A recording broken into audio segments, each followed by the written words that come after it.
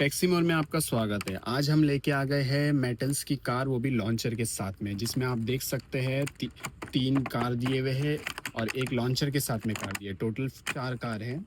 और ये देख सकते हैं मेड इन चाइना है। आज हम अनबॉक्सिंग करेंगे जिसमें हमें पता चलेगा कि इसके अंदर क्या-क्या है और क्वालिटी कैसी है। जैसे कि हम खोल रहे हैं, इसमें की बहुत तरीके की कार की अनबॉक्सिंग ऑलरेडी कर चुके हैं, जिसमें आप अगर सब्सक्राइब करते हो तो आपको आगे और भी अच्छी-अच्छी चीज़ देखने मिलेगी। जिसमें देख सकते हैं, ये हमें लग रहा है हाफ मेटल और हाफ फाइबर में। क्वालिटी ठीक-ठाक है, कोई ऐसी ख़राब नहीं है जैसा इसका रेट है। इसमें ये 3-4 चीज़ दी हुई है, देख सकते हैं आप। एक जैसी कार 2 दी हुई है।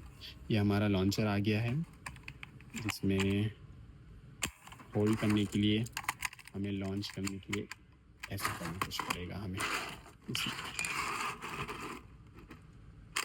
ओह माय, हाँ, स्पीड तो बहुत अच्छी है इसकी।